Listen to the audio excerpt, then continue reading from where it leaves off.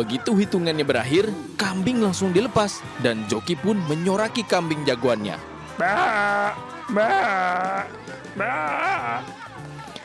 Para bocah ini pun ikut berlari sekencang-kencangnya sambil membawa kaleng berisi batu kerikil agar kambing jagoannya lebih cepat melesat menuju ke garis finish.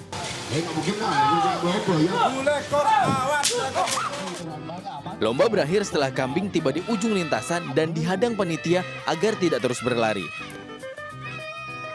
Keseruan ini merupakan salah satu kegiatan yang dilakukan oleh warga di kota Probolinggo untuk melestarikan kebudayaannya, sekaligus untuk mengisi liburan sekolah putra-putri mereka.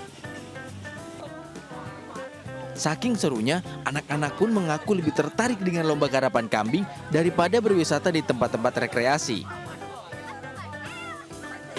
Seruan mana sih berwisata di tempat wisata sama karapan kambing? Seruan ngerap kambing. Apa yang bikin seru karapan kambing ini?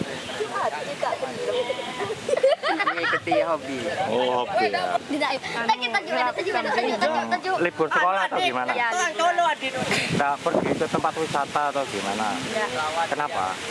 Lebih seru ngerap kambing. Lebih seru sama. Pada lomba karapan kambing, biasanya 2 kambing lebih dahulu mencapai finish yang menjadi pemenangnya. Oleh karena itu, banyak cara untuk dilakukan, mulai dari menyoraki, hingga menaruh berbagai piranti yang bisa agar kambing berlari cepat. Dari Probolinggo, Hana Purwadi, iNews melaporkan.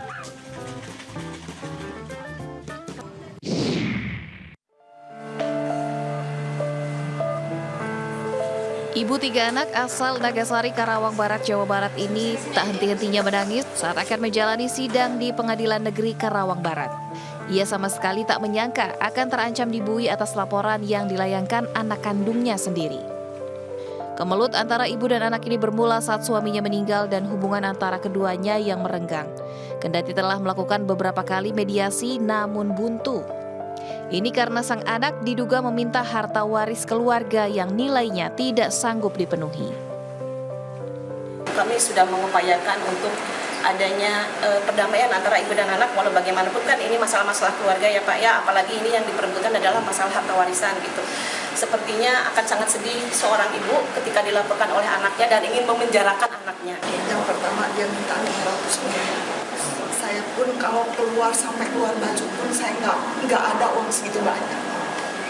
Akhirnya dia putus sampai sekarang itu uang 10 miliar, emas 50 kilo. Saya nggak kuat, Pak. Saya nggak punya.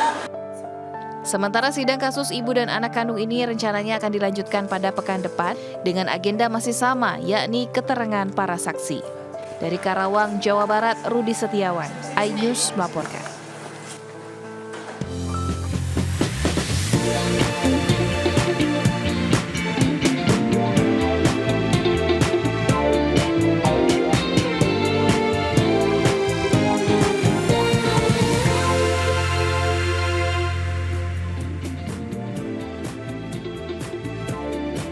Halo pemirsa, apa kabar Anda hari ini? Buletin iNews yang kembali hadir menemani aktivitas Anda. Bersama saya Yasmin Natania, inilah Buletin iNews yang selengkapnya.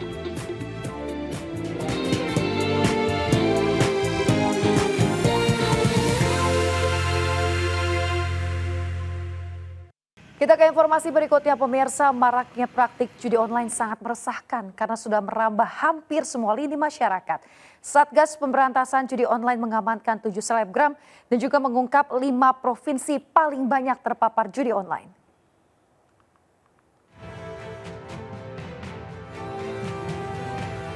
Pemerintah melalui Satuan Tugas Pemberantasan Judi Online tengah gencar melawan praktik perjudian yang meresahkan. Satgas Pemberantasan Judi Online mengungkap terdapat 5 provinsi paling banyak terpapar judi online di Indonesia. Selain nilai transaksi yang fantastis, jumlah pemain judi online di 5 provinsi ini sangat mengkhawatirkan. Dari kelima provinsi tersebut, Jawa Barat menjadi provinsi paling banyak terpapar judi online dengan nilai transaksi mencapai 3,8 triliun rupiah. Hal ini diungkap Ketua Satgas Pemberantasan Judi Online setelah melakukan sosialisasi perang judi daring di Kementerian PMK Jakarta Pusat. Kampanye kesadaran masyarakat yang ekstensif, yaitu dengan cara mengedukasi terkait dengan resiko kecanduan judi online. Sejauh ini Satgas Pemberantasan Judi Online telah mengamankan 7 selebgram, 5 orang diantaranya dari Provinsi Banten, dan 2 dari Metro Lampung yang diduga mempromosikan judi online. Dari Jakarta, Rian Rahman, Nadifa Adin, iNews melaporkan. Pemirsa, 3 tersangka kasus narkoba yakni musisi Virgon dan teman wanitanya PA serta seorang rekannya menjalani rehabilitasi di RSKO di kawasan Jakarta Timur selama 3 bulan. Polisi pun mengungkapkan motif Virgon mengonsumsi narkoba untuk menurunkan berat badan.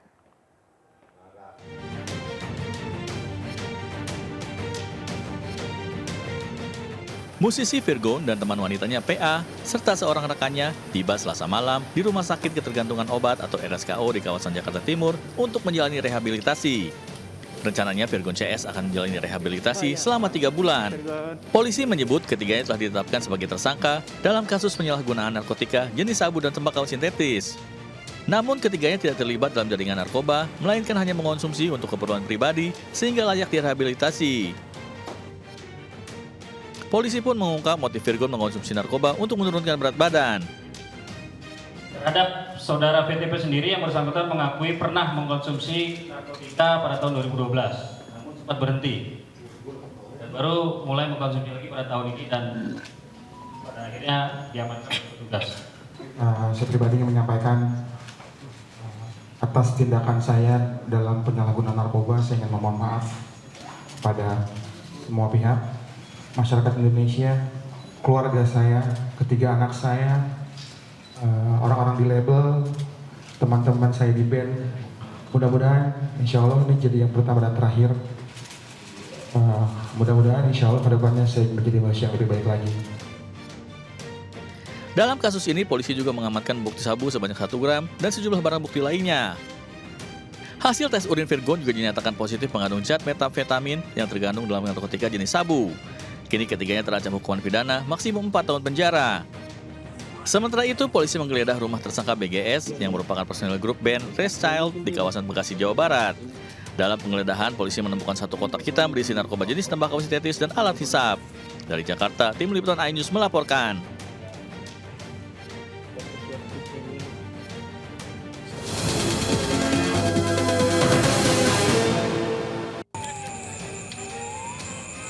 Kobaran api membumbung tinggi dari truk tangki BBM Pertamina menyusul ledakan hebat yang terjadi sebelumnya. Api juga membakar semak-semak hingga radius belasan meter di sekitar lokasi di ruas tol Ngawi Solo, Desa Dawu, Kecamatan Ngawi. Akibat peristiwa ini, jalur tol dari 2 arah ditutup total hingga 1 jam selama proses pemadaman. Ada kecelakaan. Sejumlah warga mengevakuasi 2 remaja yang terlibat kecelakaan hingga tercebur ke sungai di Jalan Raya Mojosari, Trawas, Mojokerto. Salah satu korban terluka parah di bagian kepala karena terlempar ke dasar sungai sedalam 5 meter. Diduga keduanya mengantuk usai mendaki Gunung Penanggungan hingga motor yang dikendarainya hilang kendali.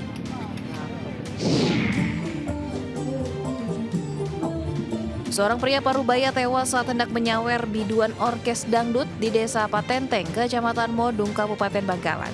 Korban sempat pingsan di atas panggung diduga terkena serangan jantung dan meninggal saat hendak dibawa ke rumah sakit.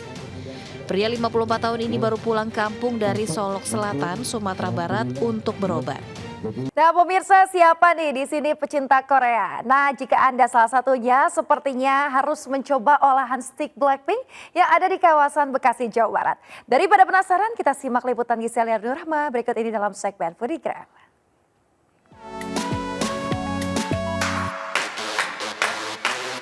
Blackpink in your area? Aduh, buset, Gisel. Udah mirip artis Korea belum, Bang? No. Emang kenapa? Kan mau makan stick Blackpink, ini katanya stick Korea gitu. Aku makan ya, Bang? Enggak bosan makan dulu. Lah, malah duluan. Aduh.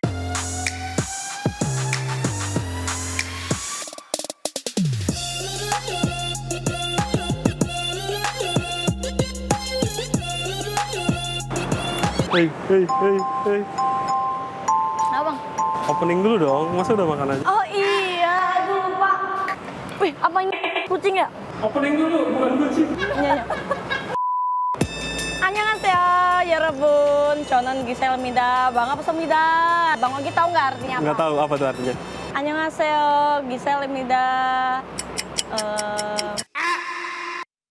Saya tuh lapar banget. Ini nih namanya stick Blackpink. Pink tapi white, bukan black. Tapi nggak apa deh, nanti diedit ya, editor jadiin black ya, editor. Nah, kenapa namanya stick Blackpink? Karena ada kimchi, mashed potato, dan saus ala Korea.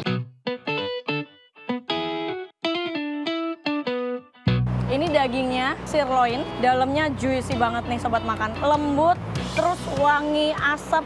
Terus ini saus Koreanya manis, gurih.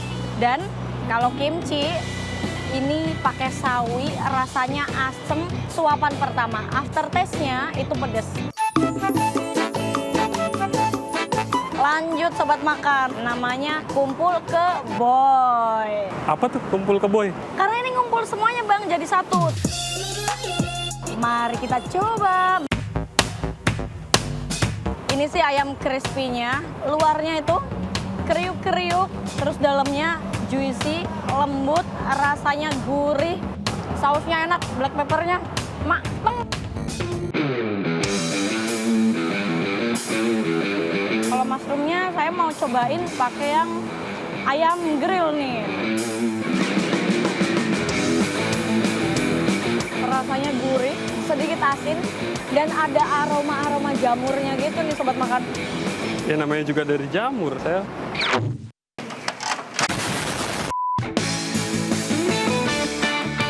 Kalau pengen cobain berbagai macam stick yang harganya murah, rasanya juga enak, langsung aja datang ke salah satu resto stick ini yang ada di daerah Galaksi, Bekasi, Jawa Barat. Saya Giselia Nur Rahma dan juru kamera Oki Mahendra.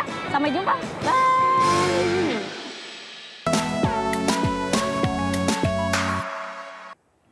Jemaah haji kloter 3 Debarkasi Palembang, Sumatera Selatan menjadi pusat perhatian lantaran memakai baju adat dan juga beragam perhiasan saat tiba di tanah air. Buletin News Siang segera kembali.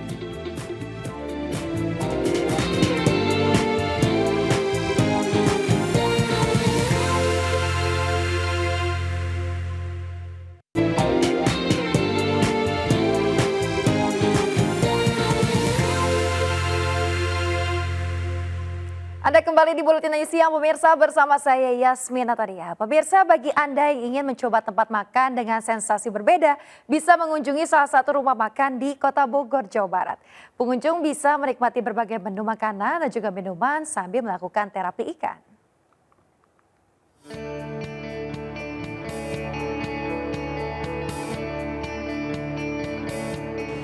Sekilas, tidak ada yang beda dari rumah makan yang berada di Jalan Perintis Kemerdekaan, Kota Bogor ini. Eits, tapi tunggu dulu. Jika sudah berada di dalam rumah makan, baru deh terasa uniknya. Ya, rupanya rumah makan ini menyediakan terapi ikan yang berada di bawah meja makan dan diklaim yang pertama di Kota Bogor. Tak heran setiap harinya tempat ini selalu ramai pengunjung yang penasaran mencoba terapi ikan sambil menikmati makanan. Sensasi geli dari gigitan ikan-ikan kecil tersebut membuat pengalaman yang unik dan menyenangkan. Selain bakso jumbo, di sini juga tersedia ikan dan ayam bakar dengan berbagai varian rasa yang tentunya menggugah selera. Apalagi cuaca panas ini ya, kaki berendam ini sejuk banget. Pengelola rumah makan menjamin kebersihan air yang dipenuhi ikan meskipun ramai pengunjung keluar masuk kolam. Selain harga makanan yang cukup terjangkau, merasakan sensasi terapi ikan di lokasi ini diyakini bisa memberikan manfaat kesehatan seperti mengobati sel kulit mati dan melancarkan sirkulasi darah. Dari Bogor, Jawa Barat, Andi Firmansyah, iNews melaporkan.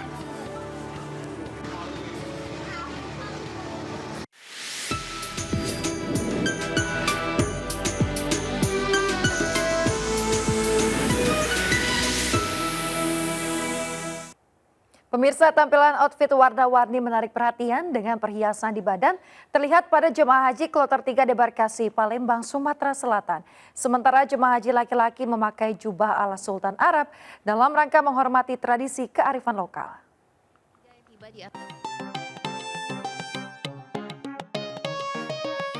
Debarkasi Haji Kloter 3 yang tiba di Asrama Haji Palembang terlihat berbeda. Berwarna-warni serta bling-bling dengan perhiasan besar-besar yang menempel di badan. Tradisi ini adalah simbol untuk melestarikan budaya dengan memakai baju adat Bugis dan perhiasan yang disebut baju lompo KB. Menurut keturunan Bugis, kurang lengkap rasanya jika tidak mengenakan pakaian istimewa usai melaksanakan rukun Islam yang kelima. Tak mau kalah, jemaah haji laki-laki juga memakai jubah ala Sultan Arab atau Raja Salman. Itu tradisi, Pak. Perhiasan juga boleh dipakai? Ah? Perhiasan juga ya? Oh, boleh. Boleh. Udah tradisi atau sebenarnya, Bu? Tradisi, Pak. Tradisi, ya. Setiap orang Bugis pulang Setiap orang haji. Bugis kalau nggak pakai begini, Pak, nggak abdol. Ada banyak cara bagi jemaah haji untuk mengungkapkan rasa syukurnya usai menunaikan ibadah haji. Tampilan outfit unik ini terlihat di antara 448 jemaah haji Kloter 3 Debarkasi Palembang yang tiba dengan selamat di tanah air pada Selasa siang. Dari Palembang, Sumatera Selatan, Bambang Irawan, iNews melaporkan.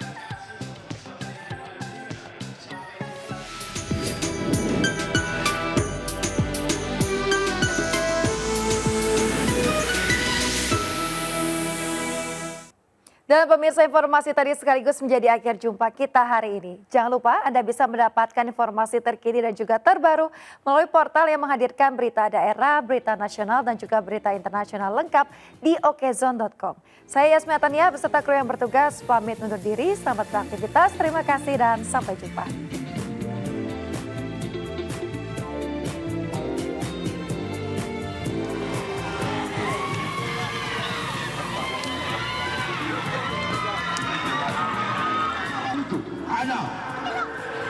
Tuh.